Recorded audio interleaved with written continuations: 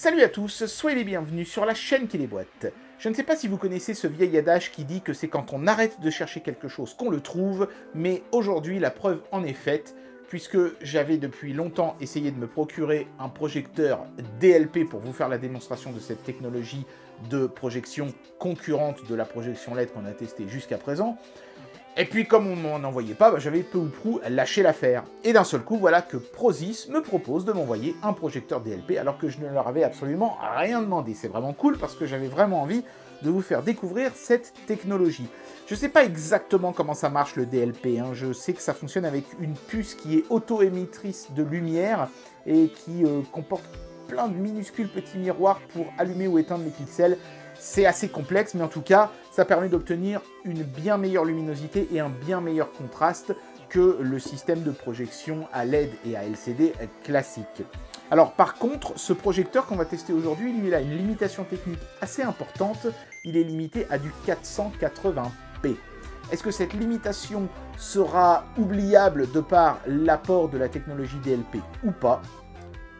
C'est parti pour le test. La première chose qui marque quand on a ce genre de projecteur entre les mains, c'est la taille de l'emballage. C'est vraiment tout petit. Et pour cause, hein, le DLP étant une technologie qui tient quasiment sur une seule puce, on peut réduire considérablement la taille des appareils. Il y avait même à une époque des caméscopes de chez Sony qui intégraient le projecteur DLP directement dans le châssis du caméscope lui-même, ce qui est quand même assez impressionnant. Bon là, on est sur quelque chose d'un petit peu plus gros pour deux raisons. Raison numéro 1, l'appareil fonctionne avec sa propre batterie embarquée. On n'est même pas obligé de le brancher au secteur. Ça fonctionne sur batterie. Il y a une batterie de 5000 mAh qui permet de le faire fonctionner à peu près 2 heures. Donc le temps de projeter un film entier. C'est vraiment pas mal. Et puis deuxième chose, il y a dans cette petite, cette petite carcasse, hein, une sorte de petite TV Box Android qui vous permettra d'installer des applications Android et de les exécuter directement depuis l'appareil. Pratique, par exemple, si vous voulez projeter un document Word ou Excel ou PowerPoint, vous pouvez installer des applications compatibles Android. Il y en a qui sont capables de prendre en charge ce genre de fichiers et donc de les projeter avec ce Projo. Et vous pouvez aussi, pourquoi pas, installer des petits émulateurs. Vraiment, vous avez les mêmes limitations que sur un appareil Android. On va procéder au déboîtage maintenant. Allez, c'est parti pour l'unboxing. Pourquoi il faut toujours que ça se démoule aussi lentement, ces machins-là? Je ne sais pas. On a tout de suite le projecteur calé dans un bloc de mousse. Moi, j'aime bien quand on tombe tout de suite sur le produit, qu'on n'est pas obligé de le déterrer sous tout un tas de trucs. Donc, le fameux bloc de mousse. C'est important parce que c'est fragile, hein, mine de rien, hein, ces petits machins-là. Il y a plein de petits éléments d'optique, notamment un beau manuel, comme on n'en voit plus. Regardez, on dirait le manuel d'un jeu Mega Drive. J'adore ce format, comme ça, tout en longueur, avec plein de langues, y compris le français. C'est bien expliqué. Je n'ai eu aucun problème à faire marcher l'appareil. Tout est parfaitement clair. Et ensuite, on a 3 petits compartiments. Regardez-moi ça. La présentation est toujours impeccable chez Prozis, hein. Ça, c'est vraiment un gros avantage chez eux. Donc ici, on a, j'imagine, les différents cordons. Alors, on a un petit trépied. Oh, ouais, c'est sympa, ils ont fourni un petit trépied qui est assez lambda, mais qui fera bien la blague pour le poser sur une table ou un truc comme ça. Et un câble de connexion HDMI full size au debout. Donc, ça veut dire qu'il y a certainement de l'HDMI full size sur le projecteur. Vu sa petite taille, ce n'était pas forcément une évidence, mais ça a l'air d'être le cas. Ici, on a, je pense, le transfo. Donc forcément, hein, la lime, elle est externe sur ce genre d'appareil. Voilà, donc il faudra trimballer ce petit machin-là en plus. Bon, ça va, il a l'air quali, il est plutôt lourd, il inspire plutôt confiance. Forcément, du coup, il fait une certaine taille. Mais je préfère ça qu'une merdouille qui va cramer au bout de 3 semaines. Là, c'est du costaud. Ça balance 5 volts, 3 ampères. C'est très bien. Une prise ronde à l'autre bout. Et dans le dernier compartiment, on a une télécommande. Bah oui, parce que vous allez avoir envie forcément de vous servir de cet appareil à une certaine distance de lui. Et la télécommande est là. Alors, les piles étaient pas fournies, c'est moi qui les ai mises.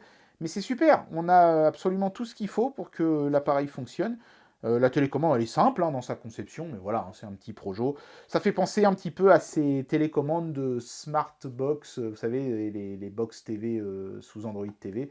Et c'est un petit peu normal, puisque c'est un petit peu ce qu'ils ont intégré dedans, hein. On a une box TV Android à l'intérieur de l'appareil. Une box TV peu puissante, hein, je crois que c'est du monocore all-winner, mais c'est quand même sympa d'avoir déjà de base en natif quelque chose dans le Projo. Le projecteur en lui-même se présente comme une sorte de gros smartphone qui serait très épais, voilà. Mais franchement, hein, pour un projecteur, c'est vraiment incroyable d'avoir... vous voyez là, on a l'optique, le bloc optique. C'est vraiment incroyable d'avoir un package aussi petit. Ici, bonne surprise, on a un touchpad, hein, quelque chose qui permettra de faire bouger la souris, entre guillemets, hein, puisqu'évidemment, on est sous Android, mais vous n'avez pas d'écran tactile. Donc il fallait un système de pointage. Donc voilà, il est là, il est directement intégré. Ça, c'est vraiment super. Mais vous avez des prises USB sur le côté. Vous pouvez brancher un clavier et une souris sans aucun problème si vous le souhaitez. Ou alors, bien sûr, des clés USB qui contiennent des médias que vous allez projeter. C'est aussi ça l'intérêt. Ici, donc, on branchera la lime.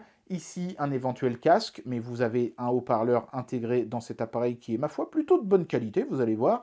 Et bien sûr, l'entrée HDMI pour projeter quelque chose d'une source extérieure.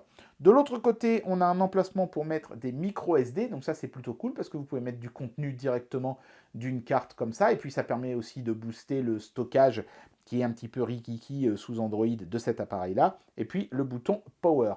On a ici le bouton pour régler la netteté, le focus de la lentille, et c'est tout, hein, c'est vraiment extrêmement simple. Sur le dessous, on voit le petit pas de vis pour venir mettre le trépied, voilà. Et puis on a les grilles d'aération pour la ventilation du Projo. Et tout ça dans un package à peine plus gros qu'une powerbank. Je suis vraiment bluffé.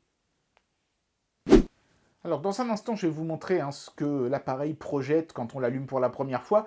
Je vais d'abord le projeter sur une surface vraiment opportune, par exemple la porte qui se trouve ici à ma gauche. Ça ne fera pas une grosse diagonale d'écran, mais ça permettra de vous montrer notamment une petite fonction que j'ai trouvée assez intéressante. Et puis ensuite, bien sûr, on le placera sur un projecteur plus grand pour voir un petit peu ce que ça donne le 480p quand on étire un petit peu l'image. Alors, pour mettre en œuvre le projecteur, il faut d'abord enlever les petits films de protection. Voilà.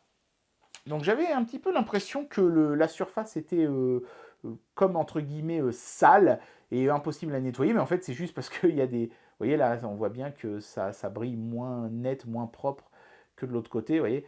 Et en fait c'est parce qu'ils ont mis des petits films de protection. Regardez-moi ça, on a un bel effet lisse miroir maintenant. C'est absolument magnifique. C'est un bel appareil, hein, franchement, super cool. Donc vous pouvez le poser sur une pile de livres ou des trucs comme ça, mais je vous le déconseille parce que vous risqueriez d'obstruer les ventilations.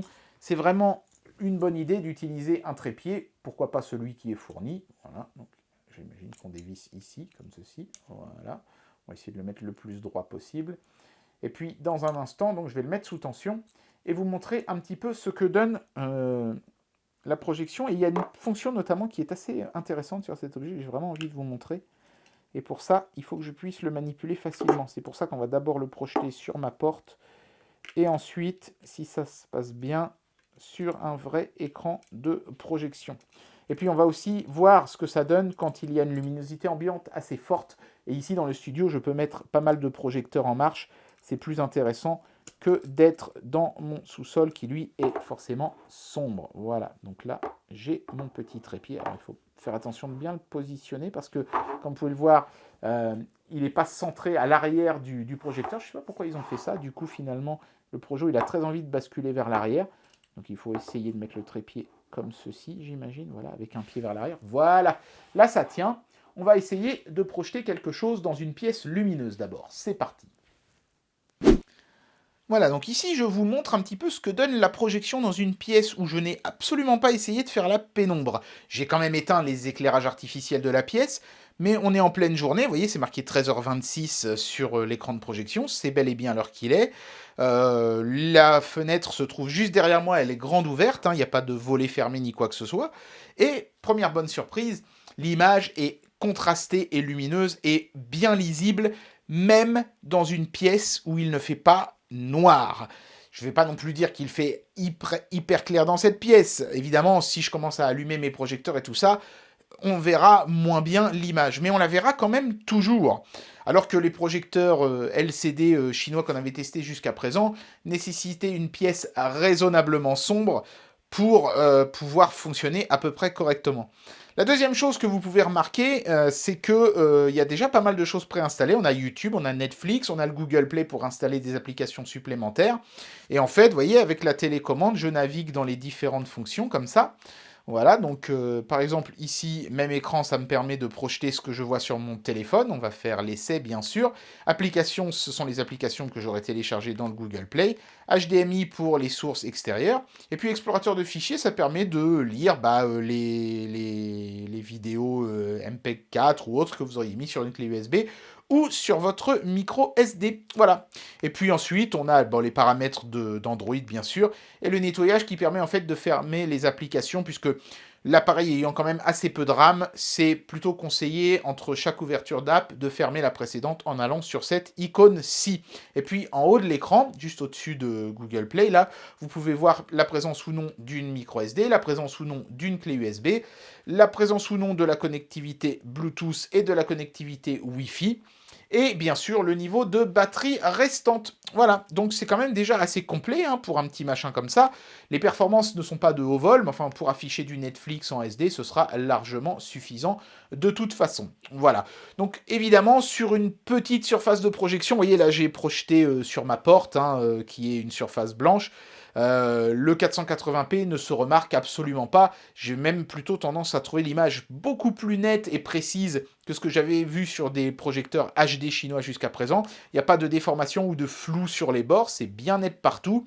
Et alors il y a un petit truc aussi qui est sympathique, c'est que ce projecteur, n'ayant pas de système pour corriger le keystone, il n'y a pas de molette pour le corriger, s'il y a du keystone, il va corriger l'image automatiquement. Vous allez voir que ça va se redresser. Tac, je ne sais pas si vous avez vu. On va le revoir à nouveau. Là, paf, vous avez vu. Alors, ça n'est pas toujours parfait. Ça peut mettre un petit peu de temps.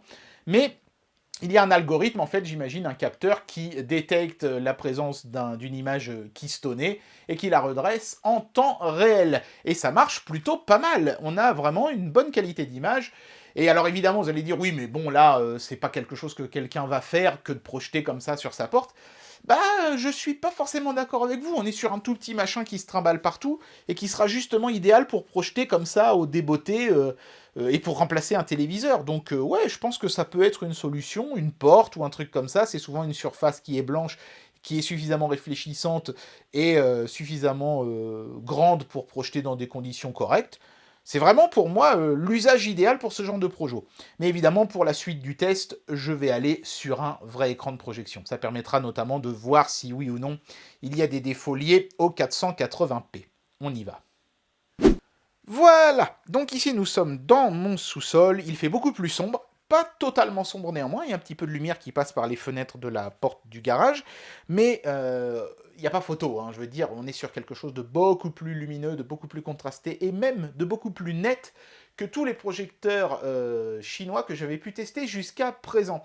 C'est plutôt une bonne surprise d'avoir quelque chose de plus net, alors qu'on est sur une résolution plus faible. On n'a que du 480p, à l'opposé on avait du 1080p sur certains projets. Mais comme tout est plus contrasté, finalement, on a une impression de netteté que je trouve personnellement supérieure. Je pense qu'on verra plutôt les défauts de la résolution sur peut-être le petit texte ou les choses comme ça. J'essaierai de brancher un ordinateur dessus pour qu'on voit, par exemple, si on peut lire le texte sous les icônes ou des choses comme ça. Voilà. Alors, un petit mot sur le système de pointage. Vous voyez, quand je passe mon doigt sur le système, on voit une flèche de souris qui se promène. Alors, ça fonctionne bien, mais le problème, c'est que quand on touche au Projo, on le bouge. Et comme on bouge le Projo, c'est pas agréable à regarder. Donc je comprends pourquoi ils ont intégré un système comme ça. Ça permet d'avoir un système de pointage. Certaines applications Android en auront de toute façon besoin. Mais très sincèrement, je pense qu'il vaut mieux avoir une petite souris sans fil ou même idéalement une Air Mouse, c'est une souris gyroscopique, plutôt que d'utiliser ce système-là qui fait gigoter l'écran. Enfin bon, on va dire que c'est bien qu'il soit intégré, c'est mieux que de n'avoir rien du tout. Moi, je suis beaucoup plus fan de la télécommande qui marche très bien en plus, même quand on ne pointe pas directement sur le Projo, ça fonctionne. Donc ça, c'est vraiment très très très cool. Bon, on va essayer de lancer par exemple une petite vidéo YouTube, et puis ensuite on essaiera de lancer un émulateur, et puis bien sûr après on branchera une source externe, et en particulier un ordinateur, histoire de voir si le 480p n'est pas un problème pour lire notamment les petits caractères. C'est parti. Et alors, nous allons commencer par faire un test de YouTube. Je vais bien sûr lire une vidéo de ma propre chaîne, hein, ça m'évitera d'avoir des copyright claims, n'est-ce pas? Et le test sera double. Il va permettre de tester la qualité de l'image et du son quand on stream une vidéo, mais il va aussi permettre de tester la qualité du Wi-Fi. Je me trouve quand même à une trentaine de mètres de ma box. Un plancher béton me sépare de cette dernière, donc il y a quand même pas mal de choses qui peuvent perturber le Wi-Fi d'un petit appareil comme ça. Donc on va voir s'il est capable de lire la vidéo et de maintenir une qualité correcte, on va dire, d'image pendant qu'il stream. Voilà, donc là je suis obligé hein, d'utiliser le système tactile. D'ailleurs, je ne peux pas passer par la télécommande. Hop, il va falloir se mettre en plein écran aussi. Voilà. Salut à tous, je suis Spyro le Dragon, soyez les bienvenus sur la chaîne qui déboîte. Dans le carton qu'il y a ici devant moi, et qui d'ailleurs a déjà été déboîté, semble-t-il, par les douaniers, je pense, parce que je l'ai reçu comme ça ouvert, il y a un objet qui plaira beaucoup à tous les fans de mécanique. Si vous en connaissez un dans votre entourage et que vous ne savez jamais quoi lui offrir à Noël, je pense que ceci est une excellente idée. Car il y a dans cette boîte, carrément, un petit moteur qui fonctionne pour de vrai, avec du combustible, qui tourne et qui peut donc même générer un petit peu d'énergie. Alors, qu'est-ce que vaut ce moteur? Il y en a plein hein, sur Internet. J'essaye de faire pause, mais vous voyez, hein, le système tactile, c'est pas évident. Voilà. Alors, en termes de qualité d'image, c'est pas mal. Alors évidemment, on ressent le 480p, hein, on n'a pas ce piqué qu'on aurait forcément sur quelque chose de Full HD. Mais ça se laisse regarder, hein, j'ai envie de dire, pour un petit projo comme ça, que vous aurez plutôt tendance à utiliser sur des petites diagonales, ça ne se remarque pas tant que ça. C'est à peu près du niveau finalement de ce qu'on a sur un mauvais projecteur HD. Donc finalement, est-ce qu'il vaut mieux avoir un bon projecteur 480p ou un mauvais HD? J'ai presque envie de dire match nul. Par contre, on a un meilleur contraste et une meilleure luminosité ici, donc je me demande si je préfère pas limite ce système-là quand même. Le rendu des couleurs est peut-être un chouïa criard, mais bon, là encore une fois, sur ce genre d'appareil, c'est pas vraiment dramatique. Ça dépendra beaucoup de la surface de projection. Là, j'ai une surface vraiment optimisée, donc c'est pour ça que les couleurs ressortent fort. Si vous projetez sur un mur blanc, ce sera moins marqué, donc c'est peut-être pour ça aussi qu'ils ont fait ça comme ça. Au niveau de la qualité du Wi-Fi, de toute façon, l'appareil limitant le stream à 480p, ça fonctionne bien, je n'ai pas eu de coupure ou de choses comme ça. Et en termes de qualité de son, alors le son est propre, là je l'ai mis à fond sur le projecteur. Il n'est pas extrêmement fort, hein. Forcément on a un tout petit haut-parleur dans ce machin-là, et pour ne pas le faire saturer, ils ont certainement dû limiter son volume. Mais c'est plutôt audible dès qu'on s'éloigne pas de plus de 3 mètres du projo, je pense qu'on peut entendre à peu près correctement. Par contre, si vous voulez projeter quelque chose à une foule de personnes, prévoyez un système son à côté, hein. Vous avez une sortie casque, donc vous pouvez brancher un système son. Je pense que ce sera quand même beaucoup mieux que d'utiliser le haut-parleur, qui sera idéal pour peut-être une ou deux personnes regarder un petit film comme ça vite fait, mais pas suffisamment puissant clairement pour sonoriser une projection à tout un groupe de personnes. Voilà. Mais encore une fois, si vous voulez projeter à tout un groupe de personnes, je ne suis pas forcément sûr que ce soit le genre de produit qu'il vous faut. Là, on est vraiment sur le projecteur pour projeter au débeauté à 2-3 personnes un petit truc qu'on aurait filmé avec son caméscope ou un petit jeu qu'on aurait fait sur une console rétro. Voilà, je pense que c'est vraiment comme ça qu'il faut appréhender ce projet. Mais l'expérience YouTube est plutôt pas mal du tout, je trouve. Donc maintenant, ce que je vais faire, c'est que je vais essayer de lancer un petit émulateur, par exemple, directement depuis le projo, pour voir ce que ça donne. C'est parti. Alors, quand on lance l'onglet application depuis le projecteur, on voit cet écran-ci, avec la liste de toutes les applis, voilà, et là, on se balade et on peut lancer les applis qu'on a installées. Donc là, par exemple, j'ai l'émulateur de Super Nintendo, l'émulateur de Mega Drive. Vous savez quoi, on va directement lancer la Super, parce que c'est ce qu'il y a de plus puissant. Hop. Alors, je vais jouer avec une manette de chez 8BitDo, que vous connaissez, hein, c'est la SF30 Pro, je pense que vous allez seulement la voir en pénombre ici.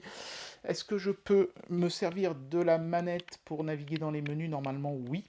Voilà, c'est bon, ça marche. Hop.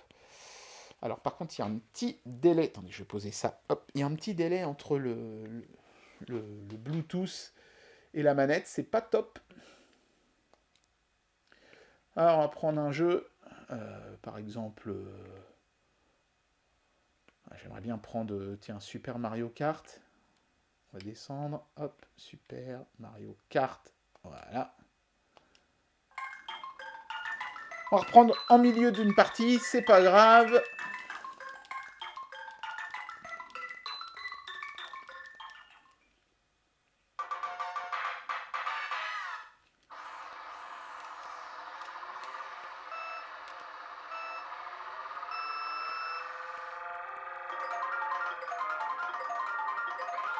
C'est pas facile de jouer dans des conditions comme ça, mais... Alors, c'est pas hyper fluide, comme vous pouvez le constater, hein. Le proco du Projo est tout petit, hein. C'est un tout petit all-winner de rien du tout. J'imagine qu'ils ont mis un tout petit machin pour pas que ça chauffe, vu que le DLP en lui-même chauffe déjà. Et bon, bah, c'est pas d'une fluidité remarquable. J'ai du mal à jouer parce que je suis en train de regarder la caméra en même temps, hein, excusez-moi. Mais ça marche. On peut jouer comme ça à des jeux, et puis là, franchement, le fait d'être en 480p, forcément, ça n'a aucune importance, puisque le jeu, lui, il est en 240p de toute façon. Et c'est très cool, hein. Franchement, ça vous fait une petite console de poche, comme ça, avec un écran géant intégré, j'ai envie de dire, puisque vous pouvez projeter littéralement de la taille que vous voulez. Ah, putain, j'ai du mal. Et voilà, c'est sympa. Et puis alors là, le fait que les couleurs soient criardes, c'est pas gênant du tout en jeu vidéo. Que les couleurs ressortent, surtout sur des jeux de cette époque-là, c'est plutôt un avantage. Alors comme vous pouvez le voir, hein, tant qu'on utilise uniquement les applications internes au projecteur, on n'a pas vraiment de grosses difficultés pour déchiffrer quoi que ce soit, malgré le fait qu'on soit en 480p. Mais c'est quand on va se servir de l'entrée HDMI que les limitations d'une telle résolution vont commencer à être vraiment apparentes. Là, vous voyez, je lance vraiment pas une application compliquée, hein, c'est Word 2019. J'ai simplement mis des caractères de différentes tailles. Donc vous voyez que quand j'écris en gros, hein, la ligne d'en haut, elle est en 48, c'est parfaitement lisible. La ligne d'en dessous, en 24, ça va. La ligne encore d'en dessous, elle est en 14, ça reste lisible. Mais quand on est en 11... on voit quasiment plus rien, et quand on est en 8, c'est totalement illisible. Ce sont des pixels amassés les uns sur les autres. Résultat des courses, c'est bien ce que je pensais, hein. Sur une source externe, ce qui posera le plus de problèmes, c'est déchiffrer les petits caractères. Pour les grosses lettres, pas de problème. Donc quand vous allez jouer à des jeux 16 bits, ou même 32 bits d'ailleurs, ça va bien marcher. Si vous commencez à les taper dans les consoles un petit peu plus sophistiquées, PS3 et supérieures, c'est là que le texte risque d'être difficilement lisible. Et puis pour la bureautique, même remarque, hein, les petits caractères sont difficilement lisibles. Vous voyez par exemple la barre en haut où il y a marqué fichier, accueil et compagnie. C'est à peine si j'arrive à le lire, et encore c'est parce que je connais à peu près les mots. Mais par exemple, entre publi, postage et affichage, il y a un truc, je sais pas si c'est marqué résolution ou quoi, mais c'est pas lisible, je n'arrive pas à le lire. Et pourtant, sur l'écran de l'ordinateur, lui, je vois, ah bah c'est révision, voilà. Donc voilà, c'était pas lisible comme ça, avec un Projo 480p. Donc vraiment, ce sera réservé aux DVD, par exemple, hein. Les DVD, eux, ils sont 480p, mais pour les Blu-ray, par contre, ça risque d'être un petit peu compliqué de voir les petits détails. Voilà, mais ça, il fallait s'y attendre. C'est la plus grosse limitation technique de ce Projo. Allez, je termine ce test en sous-sol avec le sempiternel Big Buck Bunny, qui est directement lu par VLC, installé sur le launcher Android du projecteur. Là, on est sur du 1080p 30 fps. Et franchement, quand on est sur des vidéos comme ça, où il n'y a pas de texte et de tout petits détails de rien du tout à déchiffrer, bah, on ne ressent pas la présence du 480p. Hein. L'image est propre, et il n'y a pas de gros pixels ou de choses comme ça. Il y a un lissage efficace effectué par VLC, donc tout va bien. Par contre, si vous essayez de lire du 1080p 60 fps ou de la 4K, ça plantera, ça ne réussira pas à le décoder correctement. Il y aura d'énormes saccades ou carrément même des frises. Voilà. C'est vraiment pour lire de la vidéo en définition standard, ou alors en HD, mais pas plus de 30 fps dans ce cas-là. Bien, il est temps d'amener une conclusion à cette vidéo et de vous donner mon avis sur ce produit. Alors c'est pas facile de conclure sur une vidéo comme ça, parce que si on s'arrête à la résolution 480p de ce projecteur, on peut tout simplement dire ça vaut pas le coup, il y a des projecteurs 1080p qui sont moins chers que ça, d'ailleurs j'en ai déjà testé plusieurs sur cette chaîne, donc autant prendre un de ceux-là et puis faire une croix sur celui-ci. C'est un peu réducteur de raisonner comme ça. Parce que si on commence à regarder les petits caractères quand on fait de la bureautique ou quand on surfe sur Internet depuis un PC branché en HDMI, en Full HD sur ce projecteur-là, oui, c'est vrai que le projecteur 1080p donnera un meilleur résultat. Mais par contre, pour presque tout le reste, c'est-à-dire le jeu, notamment le jeu rétro, le fait de regarder un film ou un dessin animé ou des choses comme ça, je trouve que c'est beaucoup plus agréable sur cet appareil-là. Les couleurs sont meilleures, le contraste est meilleur, la luminosité est meilleure, la fluidité est meilleure. En plus, c'est polyvalent parce qu'il y a un système Android intégré. Ça, c'est quelque chose que vous n'aurez pas sur un Projo Full HD à 150 €. Donc, il y a plein d'usages pour lesquels ce projecteur est très nettement supérieur à un truc Full HD, mais avec une technologie LED classique. Là, on est quand même sur du DLP qui renvoie une image super clean, donc pour beaucoup d'usages, ce sera un excellentissime projecteur. Mais c'est sûr que si vous voulez brancher un PC dessus et faire de la présentation PowerPoint, ça risque d'être un petit peu illisible sur les petits caractères, et c'est clairement pas dans ce cas-là un projecteur pour vous. Donc il faut bien définir quels seront vos usages sur cette machine, et si vous restez dans les spécifications techniques de l'appareil, il vous amènera largement plus satisfaction qu'un de ces projecteurs à 150 balles. Mais par contre, évidemment, si vous branchez essentiellement des sources Full HD et que vous avez besoin de pouvoir distinguer les petits détails, il vaudra mieux mettre soit plus cher dans un projecteur DLP HD, soit le même prix, voire même moins cher dans un projecteur HD, tout en sachant que vous n'aurez pas forcément, malgré tout, une aussi bonne qualité d'image. Voilà. C'est un peu délicat, mais vous savez, c'est comme les mégapixels dans les appareils photo. Il y a des appareils photo qui vont avoir beaucoup plus de mégapixels que d'autres, et donc pour faire des agrandissements seront meilleurs, mais qui feront néanmoins, pour des gens qui veulent faire du 10-15, de très nettement moins belles photos. Donc voilà, il ne faut pas juger sur une seule caractéristique. C'est quand même, évidemment, un point négatif de ce projecteur, c'est indéniable, ça et la faible puissance du processeur intégré qui fait qu'on ne peut pas lancer par exemple des gros émulateurs dessus, c'est dommage parce que ça aurait été cool de pouvoir jouer à la Dreamcast par exemple. Mais si on reste dans les spécifications techniques, je le répète, c'est un excellentissime projecteur. Par contre, si jamais vous comptez ne serait-ce que les dépasser un tout petit peu, misez sur quelque chose d'un petit peu plus performant niveau résolution. Et bien voilà, c'était le test de ce projecteur DLP de chez Prozis, le Pix-E. C'est un projecteur que j'ai trouvé vraiment très bon, avec une bonne qualité d'image, un bon contraste, une bonne luminosité. Après, évidemment, le 480p est une limitation assez importante, mais il y a quand même pas mal d'applications qui pourront s'accommoder d'un tel appareil. Ce sera vraiment à vous de voir si ce genre de projecteur peut vous convenir ou pas. J'espère que cette vidéo vous aura plu, et moi je vous dis à très bientôt pour un prochain test. Allez, tchuss!